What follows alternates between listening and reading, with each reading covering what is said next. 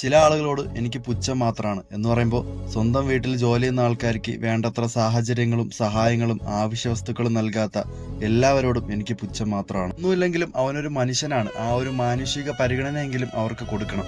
ഈ വീഡിയോ കാണുന്ന പയ്യനെ നിങ്ങൾക്ക് എല്ലാവർക്കും അറിയായിരിക്കും, എൻ്റെ വീഡിയോയിൽ ഒരുപാട് തവണ വന്നിട്ടുണ്ട്. വലിയ പെരുന്നാൾ ദിവസത്തിൽ വിളിച്ച് ഇവനെ കാര്യങ്ങളൊക്കെ അന്വേഷിച്ചപ്പോൾ ഇവ മാംസാഹാരം ഒന്നും കഴിച്ചിട്ടില്ല, വെറും ചോറ് മാത്രമേ കഴിച്ചിട്ടുള്ളൂ.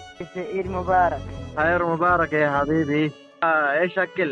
لحم ولا دجاج ولا ايش؟ لا ما في رز بس رز بس لا ما في لحم ما في لحم فين لحم. നിന്റെ മുതലാളി നിനക്കൊന്നും തന്നില്ലേ എന്ന് ചോദിച്ചപ്പോൾ ഒന്നും തന്നില്ല, 2 ദിവസം മുന്നേ എവിടെയോ പോയി. അങ്ങനെ 2 ദിവസം കഴിഞ്ഞിട്ട് അവന് വേണ്ട അത്യാവശ്യ സാധനങ്ങളും ഇറച്ചിയൊക്കെ ആയിട്ട് ഞാൻ അങ്ങോട്ട് പോയി.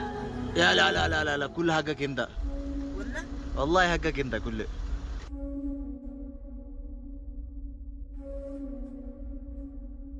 ഈ വീഡിയോ കാണുമ്പോൾ നിങ്ങൾ വിചാരിക്കും ഇവന് നല്ല ആരോഗ്യമില്ലേ, ഇവന് വേറെ എന്തെങ്കിലും നല്ല ജോലിക്ക് വെക്കൂടെ, ആഹാരങ്ങൾ മേടിച്ച് കഴിച്ചൂടെ എന്നൊക്കെ.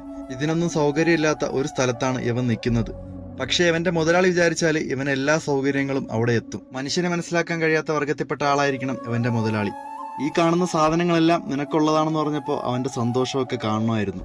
മാംസം ഒഴിച്ച് ബാക്കിയുള്ള എല്ലാ സാധനങ്ങളും 4ാം ക്ലാസ് പഠിക്കുന്ന എയ്ബൽ എന്നുള്ള ഒരു മോളുടെ ബർത്ത്ഡേ ആയിരുന്നു. ആ മോളുടെ ജന്മദിനത്തിന്റെ ഭാഗമായിട്ടാണ് ഈ സാധനങ്ങളൊക്കെ തന്നത്.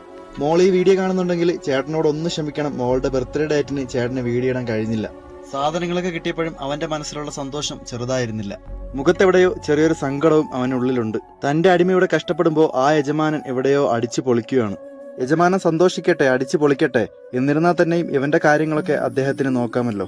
ഇവരുടെ നാട്ടിൽ ഇതിനേക്കാളും കഷ്ടപ്പാടും ബുദ്ധിമുട്ടൊക്കെ ഉള്ളത് കൊണ്ടാണ് ഇങ്ങനെ അവർ ജോലി ചെയ്യാൻ വേണ്ടിയിട്ട് ഇറങ്ങുന്നത്. ഇങ്ങനെ ഇറങ്ങുന്ന ആളുകളെ മുതലെടുക്കാൻ വേണ്ടിയിട്ട് കുറെ യജമാനന്മാരുണ്ട്. باي باي مالو. ബൈ ബൈ മാലും, ടാറ്റ ബൈ ബൈ. ايوه ايش كلام؟